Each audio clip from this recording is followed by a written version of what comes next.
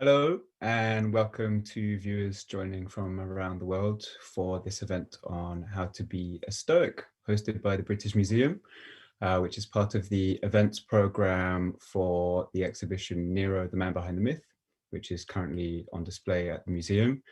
My name is Eliot Haworth. I'm a writer and editor from London and the deputy editor of Fantastic Man magazine, which is a biannual publication focused on fashion, art, design, and culture. And I've also recently taken part in a week-long experiment devised by my fellow speaker this evening, Dr. John Sellars, which revolved around living as a Stoic for a week. John is a reader in philosophy at Royal Holloway University of London and an expert in ancient and modern Stoicism.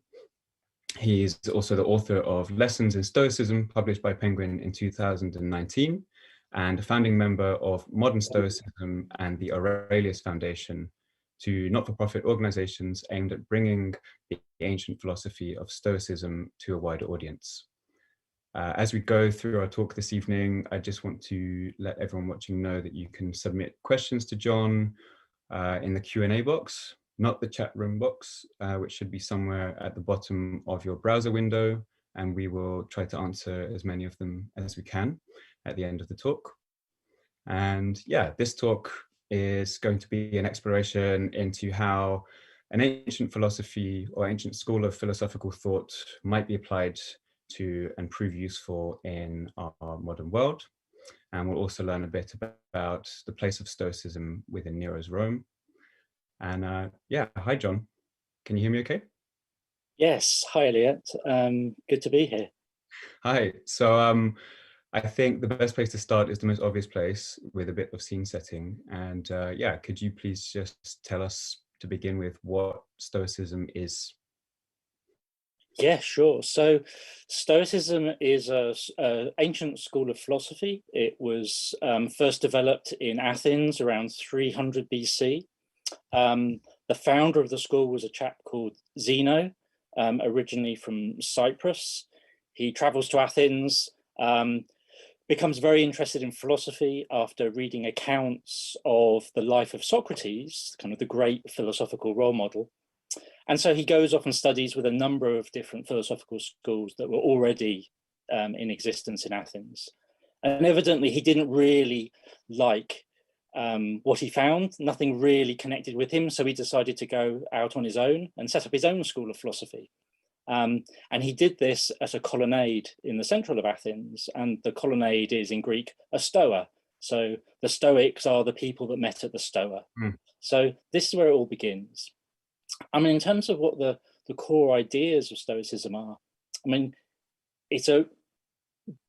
the early Stoics in Athens develop a full philosophy. So they study physics and ethics. They look at the intricacies of grammar. They do meteorology, astronomy. It's a vast sort of intellectual enterprise. But the core ideas, I guess, are the ethical ideas about how to live. And the central idea is probably the claim that in order for anyone to live a really good, happy life, there's only one thing that really matters, and that's having the right frame of mind, having the right character. It's about the way you think about things rather than anything external, rather than your possessions or your health or your social status or what happens to you day to day. If you've got the right frame of mind, you think about things the right way, you've got the right character traits, then the Stoics claim that you can live a good, happy life, no matter where you are, no matter what happens to you. So that, I guess, is the core idea. Now, what does this frame of mind that we're all supposed to cultivate look like? Well, they're going to suggest that it's rational and calm. It's one that manages to avoid out of control, destructive emotions like anger or fear or jealousy. All of those are things the Stoics suggest we want to avoid if we want to live a good life. And they're also going to suggest that we ought not to place too much value on all of those external things like possessions, money, status, success. We might prefer to have those things rather than their opposites. I mean, of course we would, right? We'd all rather be rich rather than poor. We'd all rather be healthy rather than sick. But the Stoics are going to suggest that those should just be preferences that we have. We shouldn't think that any of those things are really required. We can cope without them.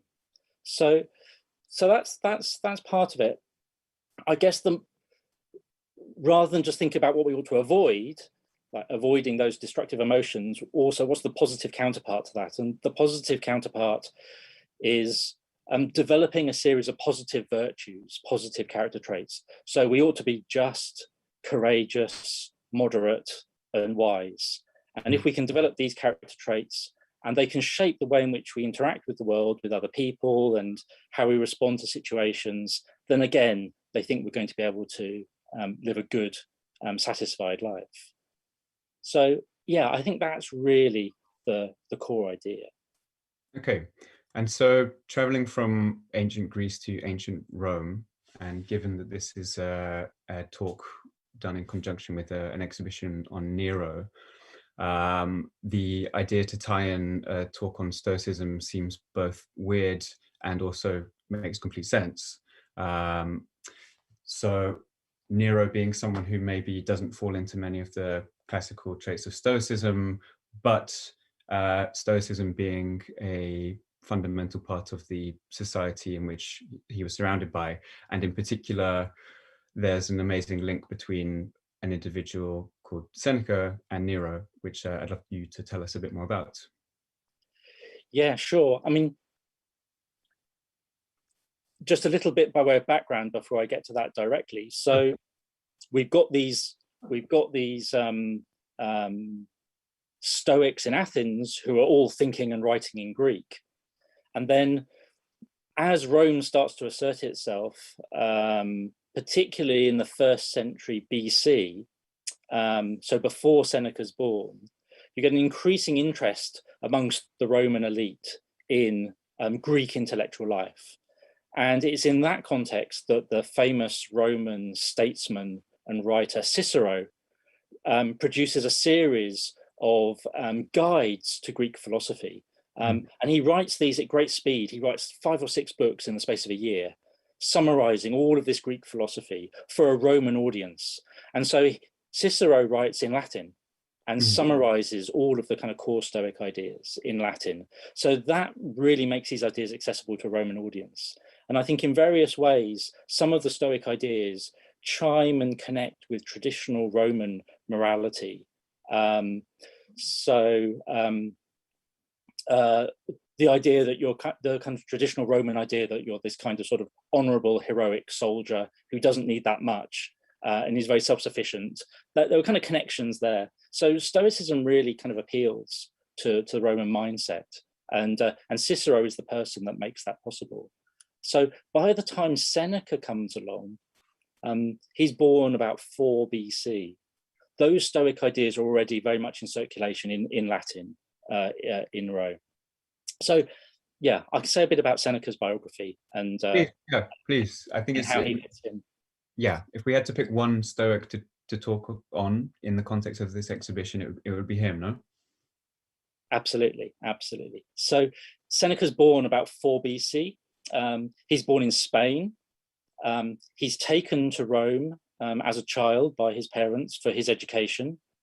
And then as he grows up, he decides to pursue a political career, and he runs for various offices. And this leads him to move in quite high social circles. And along the way comes into contact with the imperial family. Unfortunately, of course, he's living in very difficult times. And during the period in which he comes into public life, we get a whole series of particularly difficult emperors that he has to deal with. The first of these is Caligula. Caligula comes to power in 37 AD. So around this time, Seneca's about 40 years old. Caligula accuses Seneca of having an affair with his sister and tries to have him executed. And he almost does, but Seneca is in such poor health, he's got all sorts of underlying health problems, that Caligula decides it's not worth the effort. He'll probably be dead in a few years anyway. But he has this sentence of execution hanging over his head. And around the same time that this is going on, Seneca's father dies, and his 1-year-old son dies as well. So he's really kind of in the thick of it. He's really suffering adversity. And this becomes one of the big themes in Seneca's own writings. How to cope with adversity is something he talks about a lot. And when you look at his biography, you get to see that he's not just talking about this stuff, he's really lived it. And that gives what he has to say, I think, an authenticity to it. Mm. So, yeah, and then fortunately, Caligula isn't around for too long. Claudius is the next difficult emperor that Seneca has to deal with. He comes to power just a few years later. And on the basis of those probably chumped up charges of having had this adulterous affair, Claudius banishes Seneca to the island of Corsica for almost a decade. It's while on Corsica that Seneca is cut off from his political ambitions, his career, all of his social network. But he uses that time to start writing, and he writes a good number of the philosophical essays in which he explores Stoic ideas. So he puts that time to good use, and there's a sense in which he's taking good Stoic advice on board here. Again, one of the things that he writes about in the essays that he produces at this time is that a situation that might seem really bad and really difficult, there may be some positive benefits that we can take out of it. And there's a sense in which we see Seneca doing precisely this in his own life, right? So he's lost everything in one sense, but it enables him really to develop as a writer. And this is where we get to Nero.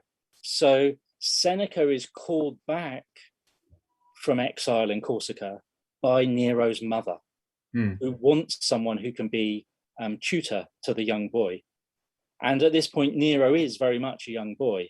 There's no reason to think that this is going to be a horrible job to take on, or that Nero is going to turn out into some monster. Surely there's probably 3 bad emperors in a row. You think you'd expect, you'd get a sense of how things were going by then. But of course, it's Seneca's way back to Rome and back to his social circle and his career. So he accepts the job. And obviously, Seneca's attempts to guide the young Nero don't go as well as he perhaps hoped. And as Nero gets bigger in particular, he becomes increasingly unmanageable and difficult and more or less out of control. So a typical teenager, right, as any parents out there will, no doubt understand. And then Nero becomes emperor in 54 AD at the age of just 17. So he's literally a teenager on the throne. And because he is young, Seneca continues as his advisor and his speechwriter. So he's very much right in that top circle in the imperial with the imperial family, having a significant amount of influence on how the empire is being run. Now, I think as time goes on, Seneca starts to have real doubts and wants to kind of step back from the job. But of course, it's not really a job that you can resign from, and particularly if your boss is the most powerful person in the Western world and has a bit of a short temper. And ultimately, it doesn't end well. Seneca is accused of being part of a plot to kill Nero. Whether he was or not, we don't really know. But either way, Nero thinks that he's part of this plot, and he forces Seneca to commit suicide. Lovely.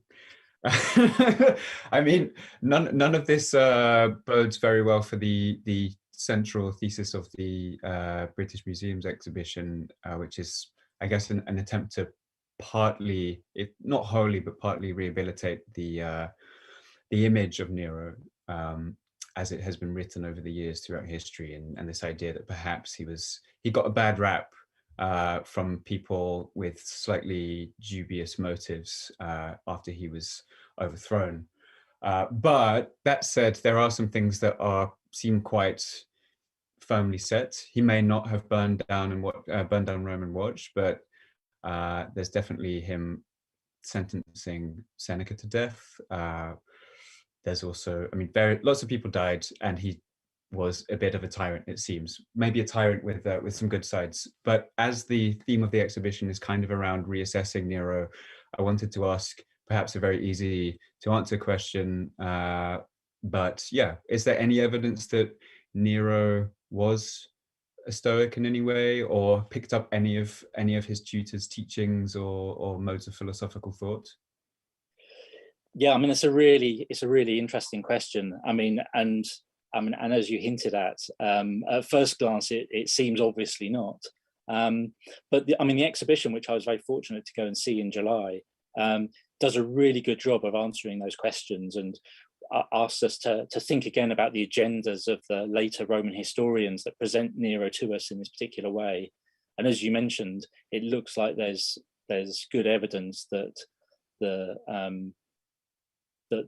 claim that Nero sort of watched Rome burn, or even one of the ancient stories suggests he may have started the fire himself.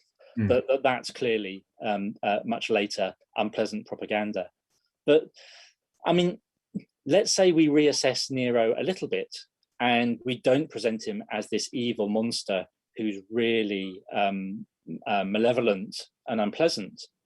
I think at the very least, we're going to have to say he was perhaps a little bit paranoid. He was perhaps fearful of others, jealous of others, and that those character traits motivated some of the things he did. Right? It might not have been a deliberate evil intent to destroy Seneca at the end, but he might have genuinely been fearful and genuinely believed that Seneca was out to get him. Now, of course, all those character traits that I've just mentioned, fear, jealousy, paranoia, those are all the sorts of negative emotions the Stoics are going to say we ought to avoid. So in that sense, he's clearly not a Stoic, or even if he did pick up some ideas from Seneca, he failed to take them seriously and really try to and live by them. Yeah, I think the answer is in just the fact that he's failing at some things that he would have done much better at if he'd listened to his teacher a bit more. I mean, the question of whether Seneca was even a good Stoic is another really interesting one, but maybe we can possibly get back to that. But we need to kind of get back to the modern world and whether Stoicism, or how Stoicism can be applied to that.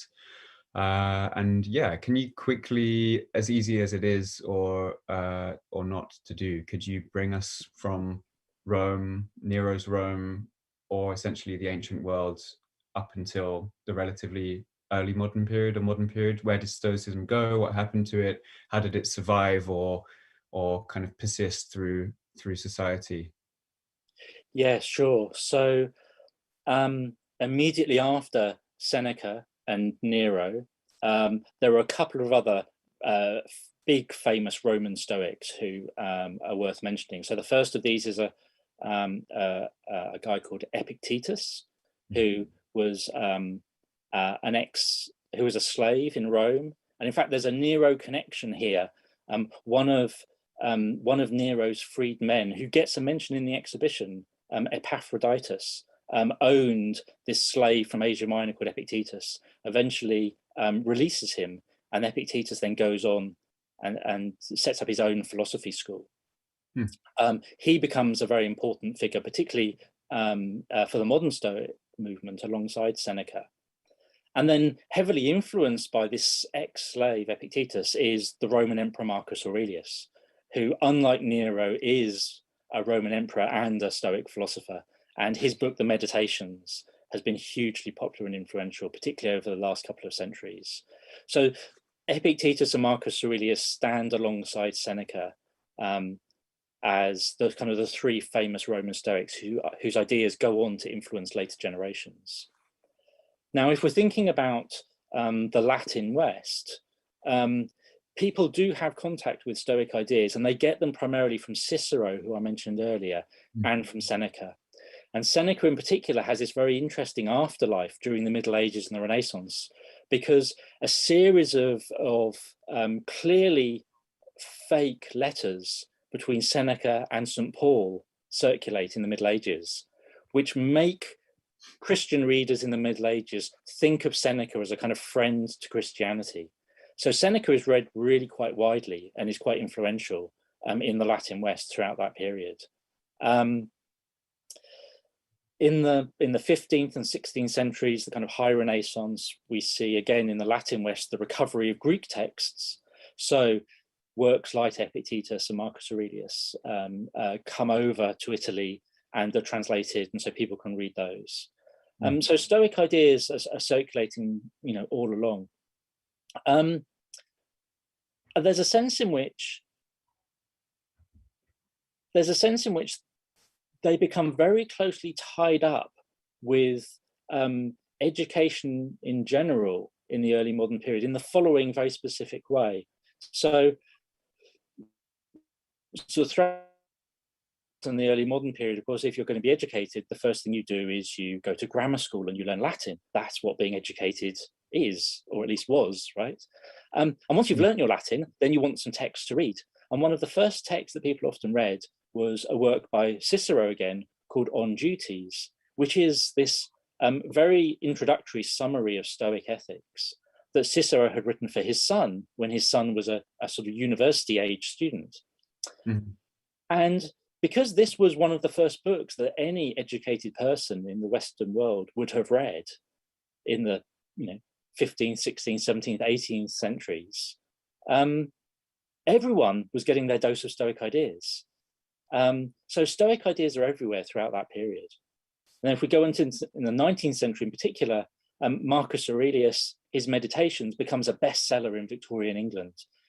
It's really widely read, and dozens and dozens of editions are produced. And so that becomes a really influential book. So Stoic ideas never really go away, particularly via our three Roman Stoics, and then Cicero as a kind of sort of fourth honorary figure. He's not really a Stoic himself. He's not a signed up Stoic, but he's a sympathetic expositor of their ideas. Okay, Stoic adjacent. And so jumping right to the very, very modern day, I feel that I've seen or heard or just been aware of a growing, I don't know, there's been just a growing awareness of Stoicism within a much broader pool of the public. I feel that I hear it mentioned more and more often. And I wondered, am I imagining that? Has there been a boom in Stoicism within, say, the last decade or so? And if so, why might that be? Yeah, there certainly has. And you're right, it is about the last decade or so. The number of sort of popular books written about Stoicism for a non-academic audience in, say, I don't know, 2008, 2009, you could count them on one hand. There really weren't that many. It was a very weird niche thing to be interested in. But since then, it really has exploded. There was a very successful book by a chap called William Irvine that was published in 2009 called A Guide to a Good Life, which I think was the first sort of bestseller book introducing Stoic ideas to a wide audience. And then a couple of years later, I and a group of other people came together to create this organization called Modern Stoicism. And we started running this thing called Stoic Week, which we can talk a bit more about in a moment. Yeah. We started that in 2012, so we've been doing that for almost a decade now. And again, at the beginning, very, very small numbers, a few hundred, and it's just got bigger and bigger each year. I think the last few years we had about 5,000 people sign up for it each year. And there's been a huge amount of journalistic interest. Dozens of pieces have been written, and particularly during the pandemic, the very beginning of lockdown, there were a lot of pieces written in the media about how Stoicism might help people get through this.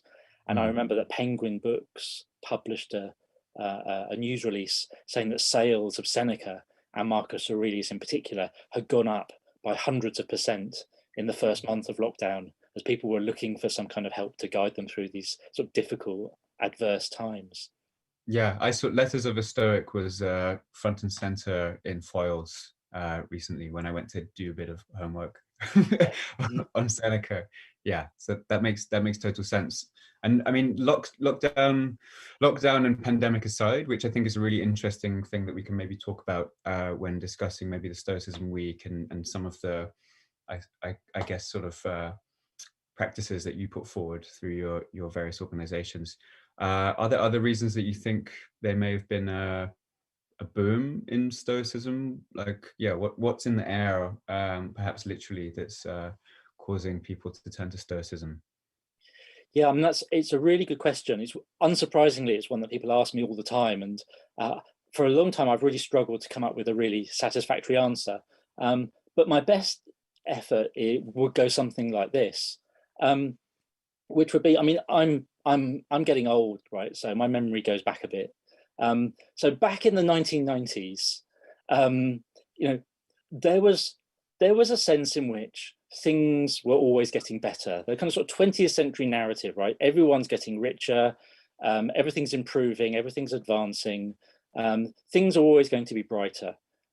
Every generation gets more educated and more wealthy than their parents. Mm. And then 2007, 2008, there's the big financial crash. And there's a sense in which that narrative of continued improvement and growth and prosperity suddenly fell apart. I mean, even now, even just before the pandemic, there's a sense in which we're not quite back to where we were just before that 2007 financial crash. And you've now got, you know, the difficulties of sort of younger generation, right? The so-called millennials, the challenges of the job market, the gig economy, this idea that you've got a generation of people that might never be able to afford to buy their own house. I mean, I'm thinking about the UK in particular, but I'm sure this applies in other places too. A generation of people growing up who may not be as wealthy as their parents, right? The baby boomers were the ones that had it really good, and now maybe things aren't going to keep progressing. And I think that just calls so many things into question for so many people. This idea that you just work hard, buy lots of stuff, and everything will be okay, just doesn't look convincing to anyone anymore. And then if you throw in the climate crisis as well, right? And again, that narrative of just continual consumption, buy more stuff, everything will be great. That seems somewhat problematic. So I think people are fishing around saying, okay, well, you know, that's not the narrative that's going to work anymore. How should I live my life? And how am I going to cope with these difficult times and the uncertainty that we kind of see in the world? So I think people are genuinely looking for answers over the last decade or so, in the way in which, say, in the 1990s, when you know, I was in my 20s, I don't think people were fishing around in quite the way in which they have been recently. So uncertain times is the short answer. And then which leads me to answer, what drew you to Stoicism then? If you came to it in the boom times of the 1990s, what's your personal connection? Yeah, I mean, so I studied philosophy at university back in the early 90s, and just by chance I came across the Meditations of Marcus Aurelius. As I say, perennial bestseller. So if you go into any philosophy section of any bookshop in the world, you'll probably find Marcus Aurelius sitting there. So it's a book lots of people pick up without really knowing what it is. And so I did that by chance and became very interested in this text. And then as I continued with my formal study of philosophy, I encountered all sorts of interesting people and ideas. And I started to notice that whatever really caught my attention and imagination, there was some kind of tangential connection to Stoicism. And it seemed to be the common thread running through all the things that I was interested in. So I decided to dig a bit deeper. And then I wrote my PhD on Stoicism.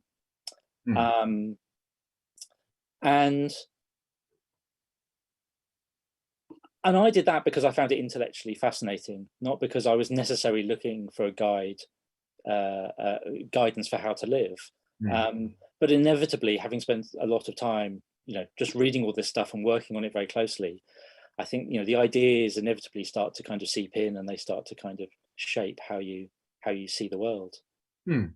Which has then led to your kind of, I suppose what can be called your involvement in the modern Stoicism movement, and particularly some initiatives that you've been involved in setting up, such as the Stoicism Week. And yeah, I think as this talk is about how to be a Stoic, perhaps we can just discuss in a practical sense what your involvement has been, these initiatives or events even, or programs that you've been involved in setting up, in one of which I've taken part in, which we can talk about shortly. But yeah, tell me about, I suppose, what you might call, what is modern Stoicism, and yeah, how are you involved in, I don't know if you want to say promoting it, but you're interested in it. How are you putting forth its ideals and benefits? Yeah. So I should give credit where it's due. So someone who I got to know, in fact, he was the person who examined my PhD 20 years ago. His name is Christopher Gill, and he's now a retired professor at the University of Exeter. He'd been working on this material for many years, and was interested in the idea of testing whether any of this material might actually help people. I mean, anyone can go and read Seneca or any of the other Stoics and find advice that looks like it might help. But the question is, does it really? So Chris brought a group of us together, a couple of academics, one of which was me, a couple of psychotherapists who had interest in this area. And he brought us all together and said, can we find a way to test whether this Stoic advice that the ancient authors give us actually benefits people? And so we came up with the idea of Stoic Week very much as an experiment. So what we do is we ask people to fill in a series of questionnaires before they start, to get a sense of their attitudes, their sense of satisfaction with life, those sorts of things. And then we give them various bits of Stoic advice and guidance and information about sort of core ideas in a structured way every day over a week. And then we ask people to fill those questionnaires in again. So if we can, inevitably it's all a bit crude, but so far as it's possible, measure any shifts in their attitudes or sense of satisfaction. And so we were very strongly promoting it at the beginning, almost in an academic way. We're not trying to sell these ideas to you. We just want lots of people to take part in the experiment to see if it actually works.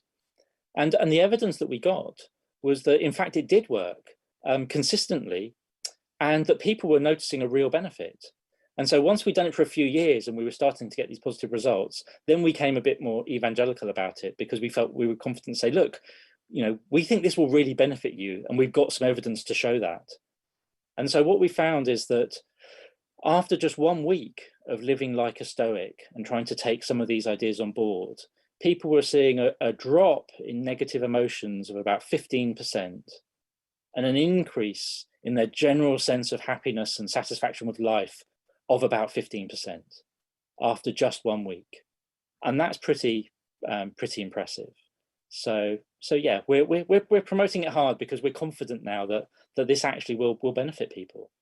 Yeah, well, as someone who not too long ago took part in such a week, yeah, I think it was a really interesting experience. I mean, just to put a more kind of personal perspective on how this works in practice, I believe I did a slightly truncated version that was 5, not 7 days. But yeah, each day I had to mull over a particular instruction introduced by yourself. So I got to meet you there first. And yeah, they ranged from accepting the lack of control to thinking about my place within the wider world. And yeah, it was a really interesting thing to do. And I personally was quite drawn to the idea of taking part in an experiment. I found that quite nice. And also the idea that, yes, within a world that, particularly at the moment, we're talking about post-financial collapse, but really, if we're talking about the last year or so of the pandemic, the question that was posed to me before undertaking it was, how might this Stoic week be used to provide a sense of guidance or stability within uncertain times.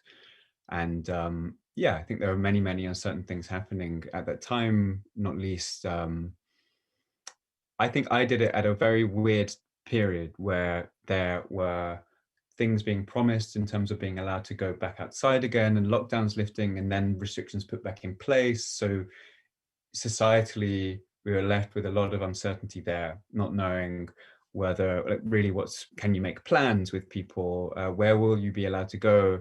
What is Freedom Day? And when's it actually going to happen? And added to that, this strange thing that I definitely felt, and maybe a lot of other people did, but I suppose not being completely sure how I socialize with people again. And that sense of wanting to see people again, but not really knowing how often I should go out and see people. How do I do it? How does that work? So all these things that might cause anxiety in people, it's very interesting to suddenly have this set of ancient tools at my disposal to use. Added to that, it was also at a time where, yeah, we were very busy making the issue of the magazine, lots of weird things happening, which always happen, but it was nice to have, you know, Marcus Aurelius and Epictetus and Seneca to hand when there's a Booker Prize-winning author threatening to not turn up to a shoot and not be in your magazine. It's it's really helpful. And I suppose based on that, I wrote an essay on my experience, and it also kind of led me to some questions or things that I'd just love to discuss with you as well. Yeah, one being, I suppose you've mentioned when we were chatting before, and also you mentioned to me about why you were drawn to Stoicism, and you said that you think that people often fall into two camps, and they're either predisposed to Stoicism, you know, they live their life in a certain way, and the many of that things that they do without realizing it fall in line with the tenets of Stoicism. And there are other people who are drawn towards it, who are maybe not religious, but live in a way that is drastically different to Stoic principles and seek it as a radical shift in their way of life. And I suppose I wondered, yeah, what your own personal connection, or what was it, a radical thing for you, or something that was quite a natural fit? Yeah, so I mean, we've organised lots of public events, and I've spoken to lots and lots of people that have come along, and my sense is that people do really fall into these two camps. And for me, as I mentioned earlier, there was a sense in which I was feeling an affinity with certain ideas. So there was a sense in which this Stoic material connected with sort of attitudes that I already had, and it enabled me to have a label for them, and it showed how various ideas that I was already drawn to fitted together and made a coherent whole. So you know, a phrase I've heard people use is, you know, you're a Stoic but you don't yet know it. There are people out there who are kind of natural Stoics, but they don't have a label for the set of attitudes they have. So that was me. It wasn't something that transformed me into something radically different, but it enabled me to become a bit more consistent and to kind of understand the various ideas I had. But at events, we often meet people who are not like that at all. People who are, if you like, the anti-Stoic, people who are incredibly emotional, might suffer from anxiety, for instance, have those sorts of things. And Stoicism for them is really the antidote to issues that they're dealing with in their own life. And so it's interesting that you'll find those two very different personality types drawn to Stoicism for very different ways. The first group are finding a label to kind of connect with, and the other group are really finding something that's of psychotherapeutic benefit. Yeah, so I find that really fascinating. That I suppose I fall into the former camp, because one of the main things I found while doing it and listening to you at the beginning of each day and then doing the readings was, this is really obvious. You know, so none of this is new to me. I thought I was going to be, my brain was going to be flipped upside down, and I was going to discover some new way of living. And actually, it was just reaffirming perhaps things that I did naturally, but maybe didn't think about enough in my day, or allowed to slip, because I didn't do absolutely everything that was outlined in the Stoic week, definitely was way too, I'm definitely more prone to worrying what other people do, which you begin almost, I think, is in the first few sentences of your introductory talk, is saying, what people do and think is largely outside of your control, and you have to accept that. And being able to have that perspective on things was very, very useful. But largely, I was just really impressed by the fact that, many of these ideas just felt present in some way, either in me or in the society surrounding me. And I found that, quite interesting. It was that, like you said, it was like that idea of Stoicism seeping in throughout history, through society. It's there, but you don't know it yet. Yeah, absolutely. That's just what I was about to say. So, via Marcus Aurelius and Seneca, these ideas are just part of the fabric of Western culture, even if we might not have that label for them. And even there's a strong Stoic strain within Christianity, I think. Many of the church fathers were reading Stoic texts. Someone like Augustine reads lots of Stoic texts. There are some bits he violently objects to, but there are other bits that he takes material from. So there are some big differences between Christianity and Stoicism, but there's also a certain amount of common ground. So that's another way in which these ideas are part of the kind of wider intellectual environment in which we've all been brought up in, particularly in the West. And I think people would love to hear perhaps a few key principles that they could maybe take away with them from this talk. How could audience members bring Stoicism into their day-to-day lives in an easy way? Yeah, sure. So as we've kind of hinted at already, one of the core ideas is that what matters most is not what happens to us, but how we think about what happens to us. So Epictetus famously says, it's not things that upset us, but our judgments about things. And so if we can pay attention to the way in which we judge situations that we find ourselves in, what we want to do is, if you like, slow down a bit and open up that kind of cognitive space. So rather than rushing to make a judgment, this is good, this is bad, this is terrible, this is a disaster, just say, well, wait a minute, what's actually happened here? And what values am I imposing on what's happening right now? And why am I doing that? And is that the appropriate response? So gaining that kind of space to pause and think before we make judgments about things is one kind of core practice that the Stoics would encourage. And then they're also going to suggest that those judgments that we do make about things are going to determine our emotional lives, right? So if you judge that something terrible is about to happen, then you're going to experience the emotion of fear. But if you can attend to that judgment and perhaps not make it, then the Stoics are going to claim you won't experience the fear. And I think it's worth stressing here that they're not suggesting that we kind of repress or deny emotions. That's kind of part of sort of popular caricature of Stoicism, right? Sort of stiff upper lip, repress your emotions, pretend they're not there. And obviously everyone would agree that that's deeply psychologically unhealthy. What the Stoics are saying is, well, if you can look at things differently and change the judgments that you make, you won't experience that negative emotion in the first place. So there's nothing that needs repressing. So that's another sort of core idea. And then picking up what you were saying a moment ago about control, think about what you can control and what you can't. And the only thing that any of us really can control 100% is precisely how we think about things. Everything in the external world, we can try and influence what happens, but we can't control it 100%. We can't even control our own bodies in the sense that they get sick or injured, whether we like it or not. It's just the way we think about things that we have complete control over. And of course, if you think you've got control over something that you don't, and then something goes wrong, you're going to experience frustration and annoyance because you've made a mistake. You've made a category mistake in thinking that something that was out of your control was in your control. So again, it's a question of pausing, stepping back, and reflecting on what in fact you can master and what it is that you can't. And that's one way to avoid a good number of negative emotions, and so a lot of frustration and disappointment, just by that slight shift in how you think.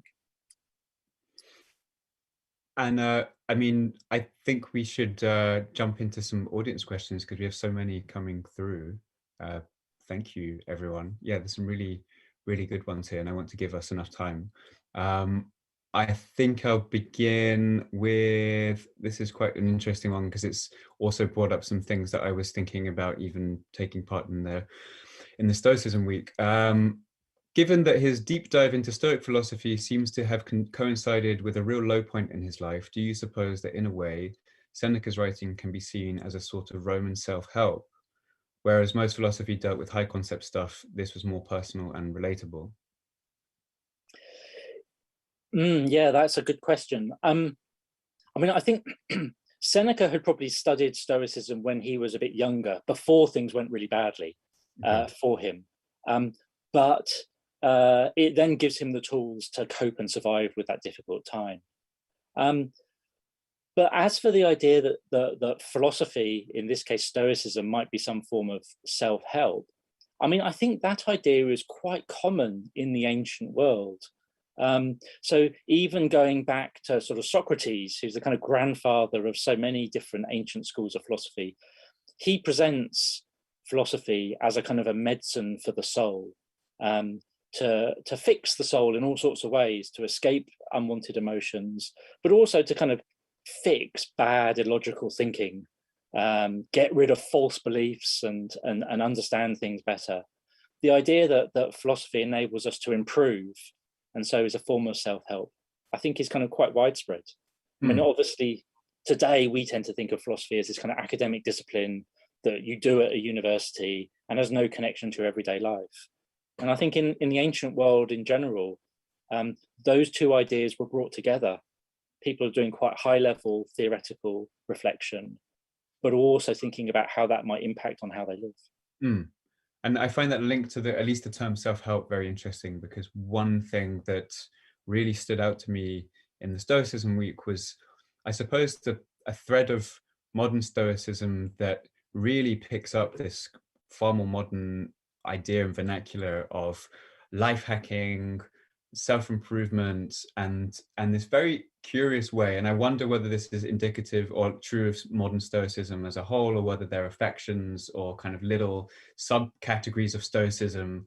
But this idea of, yeah, Stoicism being turned into a very consumable, bite-sized, life hacking, easy to digest form of philosophy that you can sort of begin the morning with a little tip and be on your way, and therefore master this idea of kind of self-improvement, self-help, and the quest for a more virtuous and great life. Is that is that something that you've seen yourself as someone who's more embedded within modern Stoic thought? Yes, you're absolutely right. I mean, there's certainly an element of that, and people often talk about Silicon Valley Stoicism, right? So people will want to sort of take certain ideas, certain life hacks. How can these ideas make me more efficient, more resilient, so that I can be more successful, right? And that, of course, misses the core message of real Stoicism, which is that all of that external stuff, like your social status, your success, your money, none of those things matter. What matters is developing the right virtuous character. And so if you're taking these little Stoic ideas out of context and just using them so that you can kind of advance in the world, then you've missed the message of Stoicism. The good Stoic, the self-help that we've got in mind, is improving your character so that you become a better citizen, you become more courageous, more just, more moderate, you become a nicer person to be around.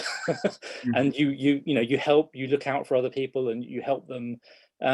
So it's, I mean, character and virtue are very kind of old-fashioned words. They're not the sorts of ones that people use so much, but that's what it's really about. It's about developing your virtues, becoming a better person in that sense. Hmm. Here's a toughie for you. So we are two men talking to one another about a lot of other men, and there's a question here which says, as I've been reading and learning, I've noticed that a lot of spaces discussing Stoicism are very male-centered. Can you speak to why or how women might approach Stoicism, or about women in Stoicism in general? Yes. So inevitably, there aren't that many ancient female Stoics, simply because the social opportunities and so on at the time didn't create that many opportunities. So sadly, we're dealing with dead men. They're not all white men, they're not dead white men. There are plenty of people from what we would now think of as the Middle East. One of the famous Stoics was a chap called Diogenes of Babylon. So they're kind of sort of ethnically cosmopolitan, but all male. But within the modern Stoic movement, there are plenty of very strong female voices.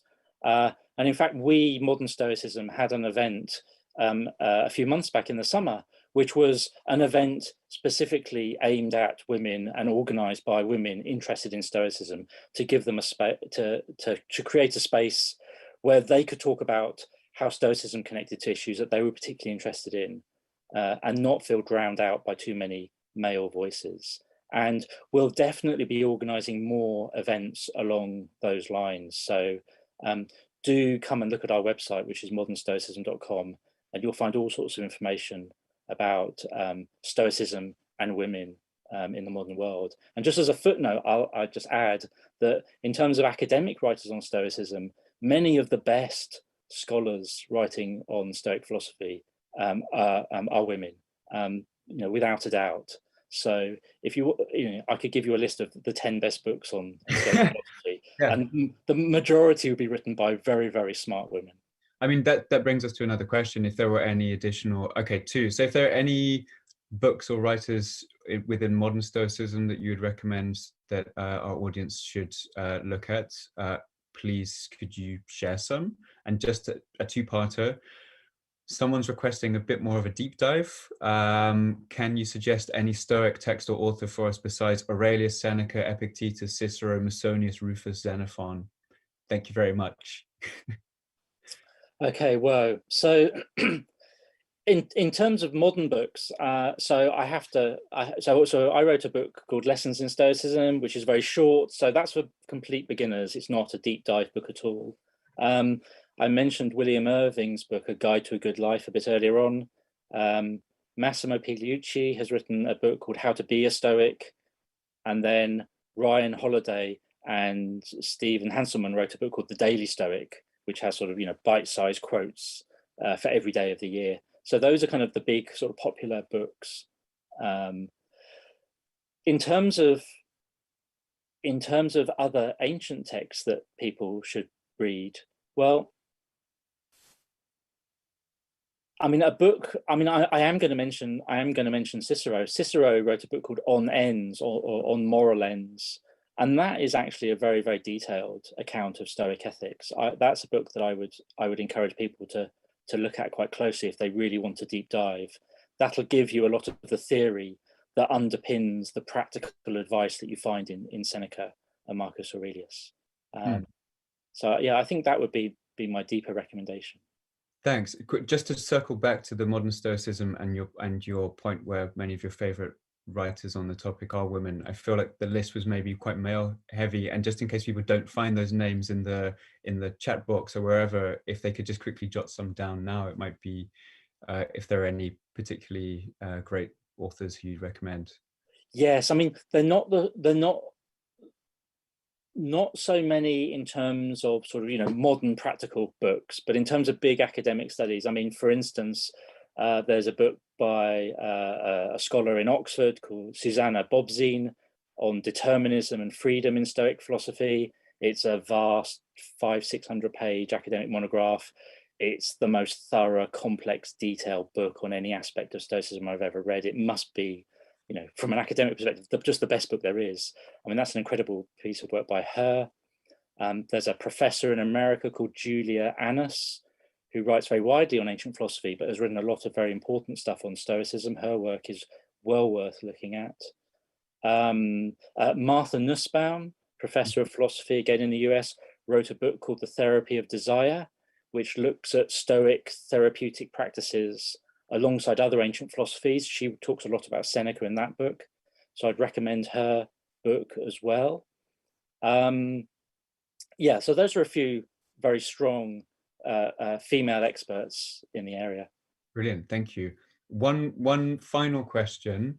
I wonder if it's possible to answer it quickly, but someone just wanted to know whether you could share a bit more insight on your data and whether there's a proven long-term benefit into reading or practicing Stoicism. So if you have the data you quoted on the improvements after 1 week, they say this is interesting. What about over 1 year, 3 years, 5 years, and so on? Is there any data at the moment, or even insight from yourself or fellow members of the modern Stoic movement? Yeah, we've also run a 4-week course a couple of times, and so we have data from that. And the benefits are stronger after 4 weeks, unsurprisingly. Also, something that was very good is that people were prepared to keep doing it day in, day out for 4 weeks, right? There's always that risk that people will just drop off after a few days. And we also did a follow-up study with the people that had lived like a Stoic for 4 weeks. And 6 months later, the benefits were still there, even if they hadn't been ruthlessly continuing to follow all of the guidance. So it looks like the benefits do stick around once people have this shift in attitude. Brilliant. Great. I think that brings us to a close. Thank you, John. And thank you, everyone who was watching. I hope you have a lovely evening or morning or afternoon, depending on wherever in the world you are. And thanks to the British Museum. And yeah, I should mention that the Nero exhibition is still currently on and tickets are still available, and the museum is actually open. You can really go there in real life.